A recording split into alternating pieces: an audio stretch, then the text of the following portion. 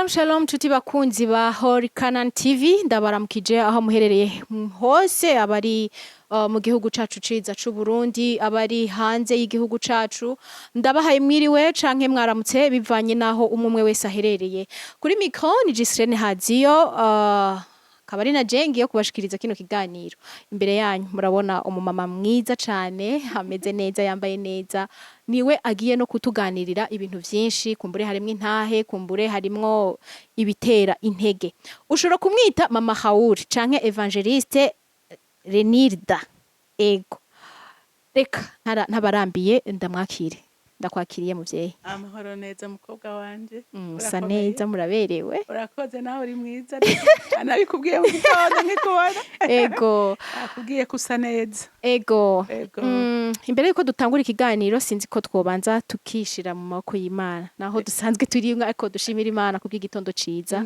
sengere n'ikiganiro wenyene okay reka dusenge ego turagushima Mana ugira neza turagushima kubw'uno mwanya mwiza Mana wemeye ko tubamwo turazi neza yuko uzi icatuzanye hano nico tugiye gukora turagusavye mwami uko turi kose mwami turaje kugira ngo tuvuge ubukuru bwawe nta kindi kitumye turi ngaha atari kugira ngo tuvuge ubukuru bwawe tugushire hejuru tukubwira abatakuzi dushinga intahe y'ivyo wadukoreye none Mana turazi neza yuko uri kumwe natwe umwanya wose tuza kuba hano uri kumwe natwe reka rero dutangura ikiganiro cacu mu neza no mu mahoro kandi abazokibona kize kibafashe urakoze mu izina rya Yesu Kristo amen amen amen ya okay mama Hauri rero numwe mu bamama mu Burundi bakijijwe nivyo novuga kuko mvuze ku ruhande rw'iwanje mu vyo nakoze analyse naravye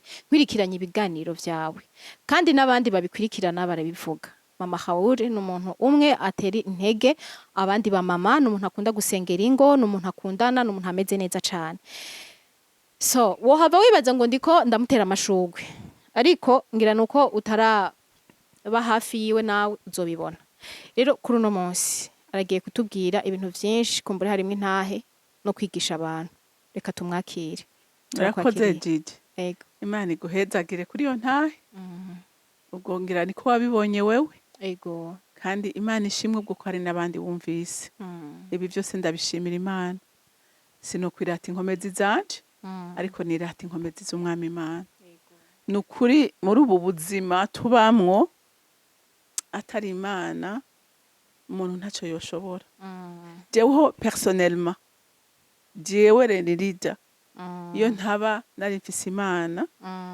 nukuri sinigene biba bimeze wabivuze uti ngira ngo ushobora kuba utubwira n'intahe ushobora kutubwira ikigutuma usengera ingo utubwira igituma utera intege abantu burya ijambo ry'Imana ico nabonye iyo urivuga nawe riragukomeza ritagukomeje n'abandi ntiryo bakomeza kandi kucerekeye umutwaro w'urugo naco je naragize ingorane mu ruvyaro naragize ingorane ndagira ibitero mu bana biraruhisha umutima wanje hama ncanigira inama kurabira abantu nkwiye kwigirako bari hehe bari muri Bibiliya burya iri jambo ry'Imana Imana yariduhaye ngo ritubere itara ikiyo twirabiramwe ritubere inkoni twishimikiza ritubere itara ritumurikira rero hariho umukozi w'Imana ngomba ko tuganira ko uyu munsi nicyo jambo ngomba gusoma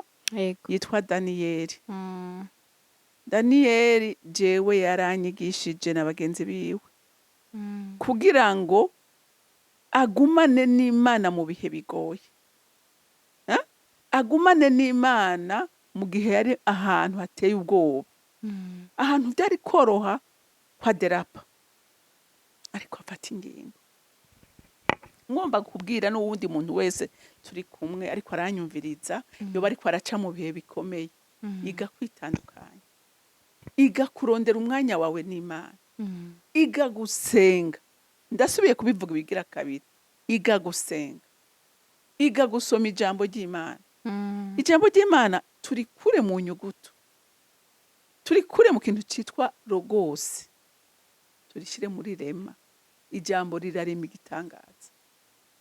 Ijambo urarihagarara kukagishuza Imana, kuko Imana yaravuze mu ijambo ryayo ngo ndi nyuma y'ijambo ryanje kugira ngo ndabishitse.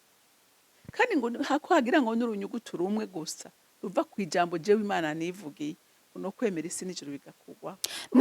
Ntaguciriyemwo uravuze uti ijambo turikure mu nyuguti ariko turyambike umubiri. Bega kuba ariko baradukwikirana batashobore gutahura ico kintu, ni gute wobasigurira neza? Bega no gusenga cane ugumuvuga ijambo canke no kwizera iryo jambo ukarigumako, sinzi ingene wobasigura neza. Wewe uragizera ijana kwijana. Ejo niho twariko turaganira n'abantu, urumva kenshi turasenga siko mugabo twaheza gusengera ikintu ntitucizera. Azi burya nasanze abantu bose barizera mugabo twizera mu bintu bitandukanye. Umuntu arashobora kugira plan y'inzu akayicapa akayishira kandi akizera ko azoyubaka kandi akayubaka. Ugira ngo mu kugira plan inzu bihagaze arabanza akayirema mu vyumviro vyiwe, hama akayishira ku rupapuro, hama ikazogaragara umunsi ngo abantu bose bakayibona.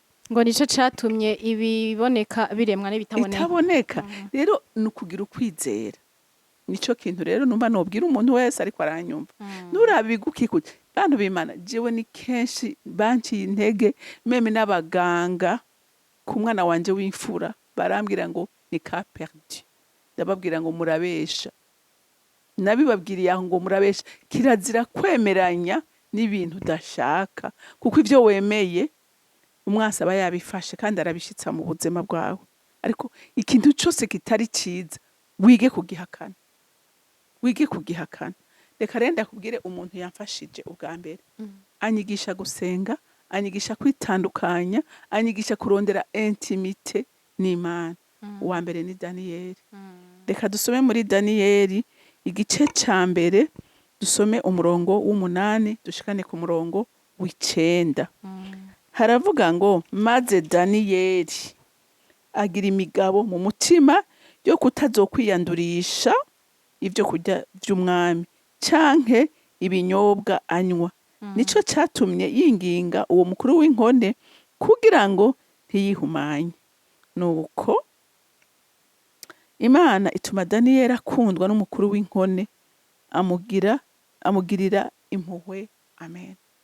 Urumva Daniyeli yari umunyisirayeli, yari umuyuda, hanyuma barabanyaga, bana bazi ubwenge, abana bakuze neza. Umwami Nebukadineza aravuga ati reka mubanzanire, hama tubaforme batwigisha ubwenge, kuko bari bazi ko abayuda bazi ubwenge. Ati baze kunkorera.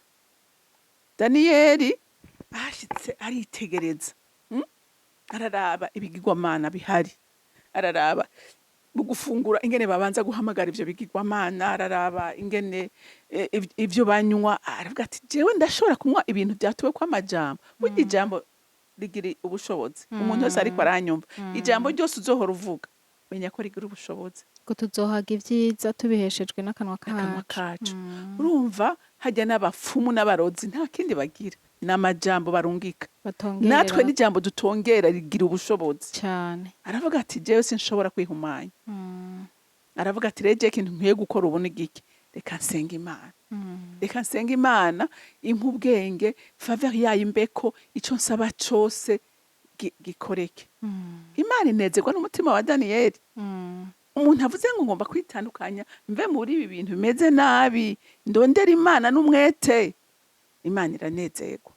Ngo niho yacagenda umwami ababwira ati rero aba bantu genda mubagaburire, mubahe ivyo kunywa, hama nze ndabakoresha ari abantu nyene. Daniyeli agenda abwira umukuru w'inkone yabagaburira, ndakwinginze reka jewe umpe utwo kurya tw'insoromano, nirira ibintu bivuye mu murima, ibintu batarinze kuvugira kwa majambo. Kubera Imana, kubera bantu Imana irakwambika igikundiro. Daniyeli agira igikundiro, mwumvise ivyo twasomye. Hama ngo baragenda birira utwo, binywera amazi. Hewe mu minsi umwami yari yagenye ngo babahamagaye bose n'abandi bakarudaye barimwo, ngo basanga barakayangana, basanga n'abahungu beza bigitangaza. urumva nta nyama barya nta mivinyu banywa. Rero buryo abantu b'Imana ubwiza butangwa n'Imana, amahoro atangwa n'Imana cyane. jewe muri izo ntambara zose gajiji nabwiye Imana ngo haje umwana wa mbere wa kabiri barafashwe, umwana navuga nti niwe uvyizigiro byacu nabo barafashwe. Nabwiye Imana nkeneye ibintu bitatu, ndakeneye ko umpa amahoro yawe, ntihagire ikintu na kimwe, kuko numva nta mahoro nari kugira, imisore ibiri mu nzu nta mahoro nari kugira. Ndabisengera ndasabye umpa amahoro, ya yandi Kristo yavuga ngo ndabagabiye amahoro yanje, ati singaba nk'uko abisi bagaba. Ayo mahoro narayabonye yatanga. Je nkubwije ukuri ko arabaza kundaba bafise ubwoba bajugumira ati turamuseruka imbere. Yo basanga nuzuye amahoro ya Kristo yamaze kuyanyuzuza. Babwira ko mufise ubwoba, Kristo yabonye ko ndo kwizera. Kristo yabonye ko nshobora kunywera kuri iki gikombe. Iki gikombe nico nywera ko ari we wese atakwize. Kristo yaranyizeye. Haleluya. Aranyizera, abona ko no kinywerako. Kuko uyu munsi hari abantu bantelefona bakambwira ati haraho nanigwa, ati nkumva ngo nta burenganzira mfise bwo kunanigwa. Na Renilde yarashoboye. Urumva hari igihe Imana yemera kuba igitambo. Ndasubira ndayibwira nti ndakeneye umunezero wawe. Ninde yambonye mbabaye, ninde yambonye ndira. Hari n'abanyita umuhigo batazi n'ibiriko biraba, batabizi bavuga ati nta mugore anezerewe nkawe. Nkisiga amavuta nkambara neza nk'iparfuma ngasohoka neza, kubera umunezero wa Kristo. Umunezero wa Kristo ntihagarara kubera abana bameze neza, ntihagarara kubera wariye, ntihagarara kubera ibintu byose bitunganye. Kristo yakujuje uruzura, ko aravuze ngo aya mahoro ngo ntameze nk'ayisi itanga. Ko ayisi guhaye igihe naye kanya gato, kuko igico gihe wubakiye ko kigiye, urufatiro rwawe runyiganyize n'umutima wawe uranyiganyiga. Ariko yara ya Kristo, Yobu yaravuze ngo navuye mu nda ya mama atatakintu na kimwe nzanye, nta mwana nazanye, nta nka nazanye, nta dogoba, nta butunzi nazanye, niko nzosubirayo atari izina ry'Imana yanje ishimwe. Haleluya, haleluya. Ikindi cya gatatu namubwiye nti nkeneye itiro. Burya ikintu kukwibya itiro kiba kukwibya ubuzima. Ko umwana hariho umwana uyu wa gatatu yarashobora kurara agenda ijoro ryose zunguruka urupangu, uri umuvyeyi wosinzira. Oya, wosinzira. Ariko Kristo ndabwira ngo ndakeneye itiro, kuko naho ndara nicaye sinoshobora kugwana urugamba ntaruhutse. Abantu benshi dushaka kwikorera imitwaro twebwe, niyo ngorane ngomba kubwira abantu muri ko muranyumva. Tugomba kwikorera imitwaro kandi ntayo dushoboye. Kristo yaravuze ngo abarushe mwese n'abaremerewe nimunzanire imitwaro yanyu, jewe ndayikorere, hama nanjye ndabaha ingata yanje, kuko ingata yanje irahahutse. Ndamubwira nti rero ubu ikorere uveye kuri we, jewe ngomba gusinzira, kuko ejo mfise imirimo nzo gukorera, ejo mfise kwiruka, mfise gukora ibintu none nzobikora, nzoshobora no gusenga ntaryamye. Mpimbaraga zawe. Arazinsukira pe, arazinsukira ngasinzira, kandi nkumva ndatekanye. umwana agendagenda nkumva ko hari umuntu ateramye kubwiwe. Haleluya, haleluya. Kumva ko hari umuntu ateramye, kumva ko hari umuntu amurinze, kumva ko ibyo yambwiye, kuko nkahagarara kwijambo nkavuga ngo Mana uravuga ngo uruvya. Dawidi niwe yavuze ngo nari umusore none ndashaje, ngo sinigezemo naho umugorotsa ariko canke ngo uruvyaro rwiwe rusabirize. Nkabwira ngo Mana nta mwana yavuye mu nda yanje azosabiriza, nta mwana we yavuye mu nda yanje nzorekera Satani. Nkabwira Imana, Mana wewe umva, Mose niwe Farawo yigeze kubwira ati umva genda mugende gushima Imana mu bugaragwa, ati mugabo abana n'inka zanyu bigume ngaha n'abagore, ati hagende mwe bw'abagabo. Mose aramubwira ati Farawo nyumviriza, ati ntuvuge inka, ati meme n'ikinono c'inka zacu nta na kimwe nsiga tugenda twese. Nanjye ndabwira Imana ngo Mana, nta mwana wanje nta unkomokako azogwa mu mahonero. Nukuri. Kandi n'ubu gajiji suko vyose bimaze kumera neza, ariko ndizeye, umva saname mpano na 900% ko Imana idashobora kumpemukira. Yego. Itahemukiye Daniyeli. Daniyeli urumva Imana kubera kuyukunda, kuyubaha, kuyikorera, kuyirondera n'umwete, kuyizera, kwitandukanya, akavuga ngo naho ndi mu bigirwamana, ndaho ndi mu banyabyaha, naho ndantu hameze nabi, ndahagarara shingira intaho Imana yanjye zimenyekane muri iki gihugu cy'abapagani. Daniyeli arahagarara. Baragerageza, umwami nawe aramutonesha, kuko yitoneshejwe n'Imana uratoneshwa cyane, iragutonesha. Aguma aduga amapromosiyo, bamugirira ishari, bariga ngo bararondera ahantu hose boca Daniyeli, barahabura kuko yari correct. Gushikaho Daniyeli bavuga ati ahantu dushobora kumufatira ni ku Mana yiwe. Urumva ati ahantu honyene biga umugambi. Bavuga ati rero reka tubwire ubwami ashinga umunsi burya abantu bose bakunda icubahiro. Dushinga umunsi kugira ngo abantu bose baze bikubita imbere Imana ya Dani, bikubita imbere umwami. Umwami vyaramuryohe, mugabo ntiyamenya ko aguye mu mutego, kandi yakunda Daniyeli cane cane. Ariko Imana yagomba kwigaragaza. Hari igihe Imana, mwabadamu, mwabagabo, mwabana muriko muranyumviriza, hari igihe Imana yemera ugaca mu bikomeye kugira ni wabisohokamo Imana izimenyekana. Imana wizeye izimenyekana. Daniyeli Imana iravyemera,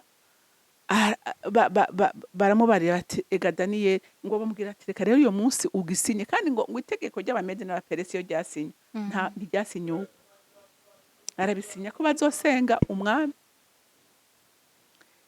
ko atayindi Mana bazosenga muri iyo periode.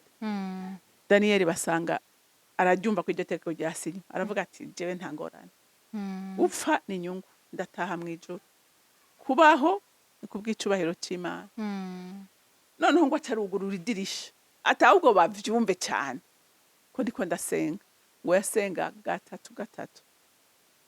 Baraza kumureba basanga ariko arasenga, baja kubwira umwami.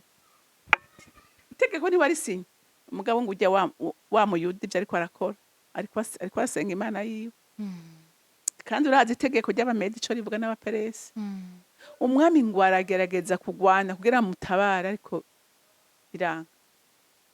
Ngo intambwe ngo badusondesheje 7 jours zitarya, bamutereramo.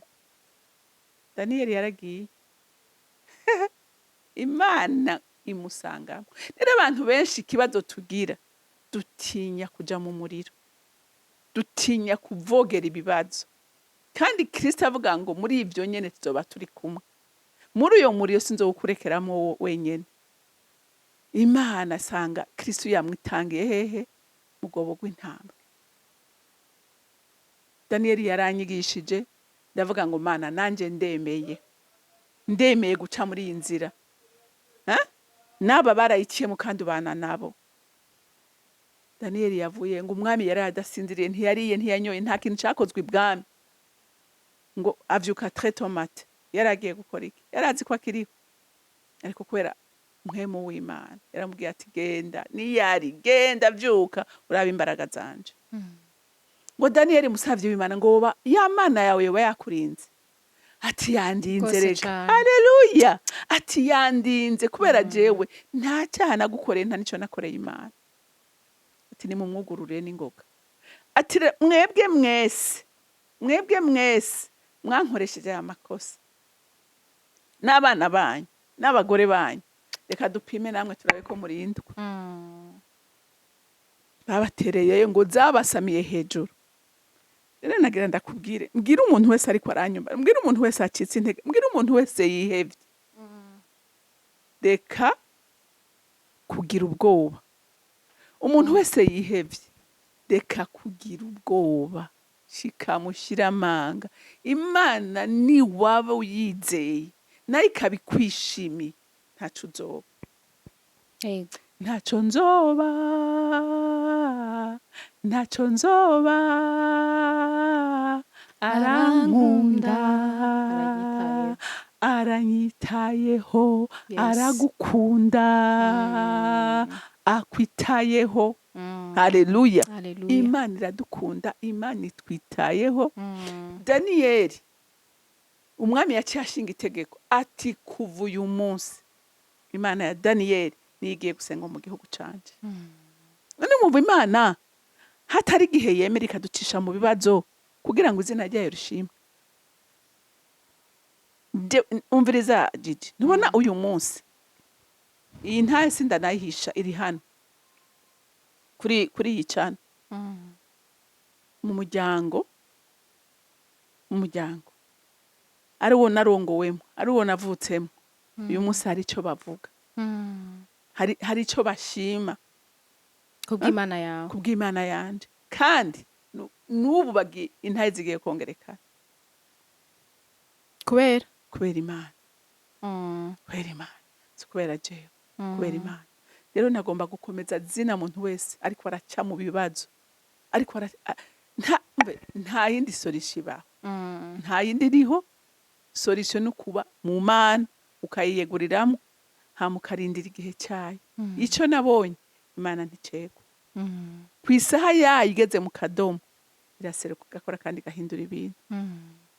Iyi mariage y'umwana wanje yasubiye kunkundisha urukundo, yasubiye kunyereka ubukuru bw'Imana, yasubiye kunyereka ineza y'Imana.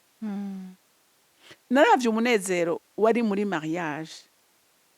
Mama w'umuhungu ari ku musego, muganga avuga ati umutima urashobora kurasha damu marota, babizi, ariko Imana izana ikirere cy'umunezero. Ndavuga Mana, ibi hari uwundi muntu yobikora, umuhungu akaryoherwa, abo bazananye bakaryoherwa, kandi bazi ko umuntu ari ku musego. Ntamira avuga ngo imigabo n'imigambi ya Satani n'abakoriti bingera ndayisuzuguze kumuranga izuba riva, iramuvyura. N'abaganga baratangaye, naje ntakubesha naratangaye.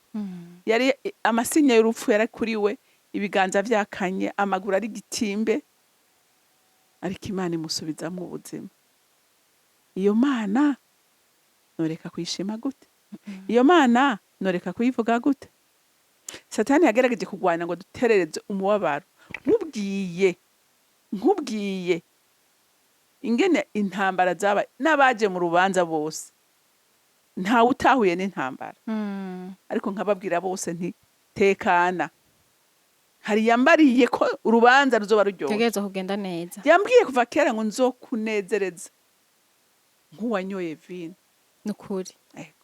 Mu ntango tugitangura gusengera ubu ngo mwana wanje humura. Ku munsi wa gatandatu, umunsi wa mariage, hari umudamu dusengana yarambwiye ati jewe ibi bintu reka nduga umusozi je gusenga. Arantelefona tumbi ic'Imana imbwiye ngo humura mwana wanje sindagukoza isoni. Murumva kumva ijambo rivuye mu kanwa k'Imana riguhumuriza, murumva ko biryoshe. Imana yari yampumurije irambwira ngo humura sindagukoza isoni, kandi ntiyankojeje isoni iragaheza giko. Rero ndagomba kubwira umuntu wese n'ubu ndasubiriye, ronderana umwete Imana. Ni waba wasenga rimwe, senga kabiri. Ni waba wasenga kabiri, senga gatatu. Haleluya. Satani we ntazokurekera ibintu vyoroshe, ariko ijambo ry'Imana riratubwira ngo tugwanye Satani nawe azoduhunga. Udahagurutse ngo umugwanye, we nta kindi cyamuzanye muri ino si. Yazanywe no kwiba no kwica no gutikiza, ariko shimwa Kristo ko yaje gutanga ubugingo, kandi akabutanga busagutse. Sinzi ko noba ndagusiguriye neza. Urakoze cyane. Watubwiye uti narasavye Imana kwihangana, ndasaba Imana n'itiro. Bega imbere yaho usaba itiro ugasaba no kwihangana, imbere yaho warumeze gute? Nari meze nabi, nararira gusa. Urarira gusa? Nararandarira, haranicaye, gahamagara bamfasha kwicara, uko hari igihe yabona umengo baje kumwicaka, tubona ngo turiko turadusa amaraso mu maso, hari igihe ukabona gashaka kwiruka, narara nicaye narandira ndavuga none gamana uru rugamba nzorurwana ntakomeye njya mu masengesho ngira Imana ngo nkeneye inkomezi zawe nkeneye itiro nkeneye gukomera nkeneye guhagarara naho ja mu ishengero nsengeramo je ndongoye abamama muri Garison zame nta muntu yigeze yumva ijambo ryo gucika intege mvuga jewe nababwira ngo hari Imana dukomere ku Mana turonderane Imana umwete Imana izogutabara Imana izotugirira neza ndizeye Imana izompindurira none yampinduriye ibi yampinduriye izina baramvuze amajambo menshi mabi ariko nayo nzoyavugako hari n'abankomeje mu majambo nta kintu na kimwe kiba ku muntu Imana itanditse nta ntwari nta gishasha kiriko kirawe uyu munsi ibiriko biratubako twese byabaye ku batwibanjirije intwari zanditswe muri Bibiliya zaciye mu byo turiko turacamo kandi ziravyihanganira zisohokamwo neza zirandikwa nuko Bibiliya zitacandikwa hariho abantu bo kwandikisha Bibiliya n'ubu ego mama Haure amaze igihe kingana gute akijijwe ku buryo numva hari ibintu bikomeye cyane uwagiye urihanganira novuga ngo sinzi ko ari kumara igihe kirekire ukijijwe sinzi ko ari uko wakiriye ijambo riguhumuriza mbega umaze igihe kingana gute ukijijwe igihe maze nkijijwe sico nonavuga ariko igihe sico no kwirata ariko igihe giheze mfashe ingingo yo kuvuga ngo ndagomba guhagarara sinovuga ngo ni na kinini gose uko mpaye n'imyaka maze mu gakiza yoba ari nk'imyaka antuka ni mwedo 5 mvuga ngo ndagomba guhagarara ntatinya ijambo ry'Imana ngo ntidugatinye ubugome bw'umwasi ariko tumuhangare ni mwedo 5 ahandi nari goyigoyi ahandi narababara bamvuze nkidoga nidoga ibinaniye nkavuga nkabwira abantu mugabo nize guhora nize kugwana ncecetse nkagwanana n'uwunyumva n'uwo turi nkagwanana n'uwo numva ko ambabaye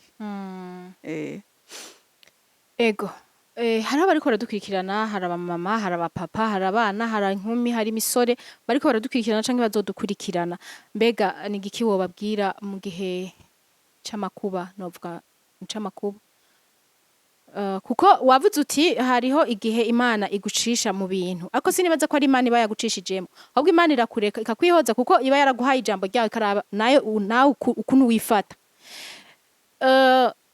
ntituvuga ivyo tubona ahubwo tuvuga ivyo dushaka ko biba twemeranya n'ijambo ico rituvugako hari igihe rero umuntu ashobora guca mu bintu nk'akarorero ukumva umusonga kaca uwutsindagira uti ndapfuye karabaye jewe aho ubwanje buraheze aho ugasanga hariho ba bantu usanga bavuga bati iyi ngwara yanje vyarase kwikira ingwara yanje ingwara yacu ibintu nk'ivyo n'akahe kajambo wabwira deja wamaze kwitagwawe ikibagwawe nyene ikibagwawe ikitari gwawe uracanga ariko uravyumva ico udashaka uracanga je ntubonaga ndakubwire je nayo turiko turasenga hakaza ubuhanuzi butari bwo ndabuvumiraho nyene ntibukambeko mbe kure yanje ntaguciriyemwo uravuze uti ibitari gwacu nta kuvyemera mbega gwacu nibiki nk'abakristo ibyacu ni vyiza gusa vyiza gusa ivyiza nivyo niwo mugabone w'abana b'Imana ego ibibisi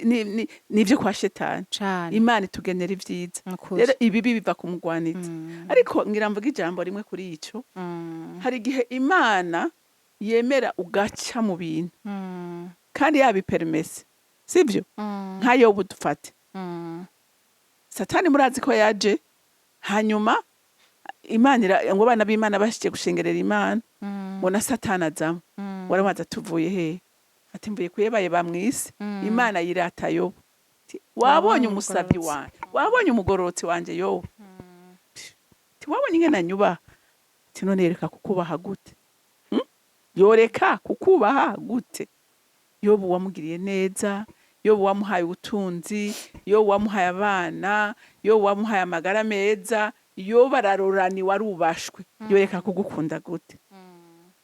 ati yobu ati satani ati ubutunzi ndabuguhaye genda. Yiciye abana rimwe 10, ubutunzi buherera umunsi umwe, ariko yobu yagize iki? Yagumye yizeye Imana, kandi ari Imana imutanze. Arasubira agaruka ati wabonye n'ubu malgré ko ibintu byose byaheze aracanyuba, aracanshima, ataracafise ivyizigiro, nako afise umubiri itashobora kubyara abandi bana, arakwizeye. Ndaguhaye umubiri wiwe mugabo ubugingo sindabuguha. Urumva ubugingo akerepo Imana ibutenako. Aragenda ngo muteza ingwara umubiri wose, ngo ibihute ku buryo n'inzara atashobora kwiyagaza akoresha urujo, ariko aguma ashima Imana. Sinavuye mu nda ya mama ndi gusa, nzosubira mu nda y'ikuzimu ataco. Abagenzi biwe baramuheba, baramwagiriza ivyaha, umugore we aramutuka ati tuka Imana upfe uranukira, turi umugore w'igipfapfa, ti mu kuboko kw'Imana tuhashakamwo ibyiza gusa, mbega ibibi bije ca tuyivako. Uriko uravyumva? Rero hari igihe n'Imana yemera ibintu ngo biguceko ubwa mbere kugira ngo ikwigishe, ikugira umusirikare yuzuye, sivyo? Ujya n'umusirikare kugira ngo aronke ipete rya generali, harahaba yaciye. Yobu rero yarigishijwe n'Imana, arigishwa n'Imana. Ahandi naho Imana irashobora kuraba n'urukundo yikunda. Yega hari abantu bahura n'ibyago bakaca bata Imana, bakaca bayiheba. Imana ikaraba ati uribuka Aburahamu, ngo yarasigaye afata Isaka wiwe, muterura twenga, azi ko ari bitwenge. Imana aravuga ati ese uyu muntu aracanyizeye koko? Canke hama aca amusaba umwana, yaramutanze. Ariko rero twebwe natwe mu kuboko kw'Imana hajemwe ibi bintu twoca tuyiva ko ari gihe rero ivyemera. Nibiva ku mugwanizi rero, nibikuva ko na wewe hariho abantu bikwegera ivyago, ivyamwa vyamira ivyaha wakoze. Yego. Ariko nshimire abakunzi ba CANAAN TV bariko baradukurikirana, shimire n'umuvyeyi wacu ahejeje kuduha intahe. Nibaza yuko naho ubutaha tuzosubira kindi kiganiro cyane gose. Ego. Ndafise byinshi ndafise byinshi cyane byo kuvuga. Ndabifise vraiment. Ndumva mfise amashimwe. Mana aho uri ku ntebe yawe wumve ko ndagushimira. Cyukuri. Nukuri pe.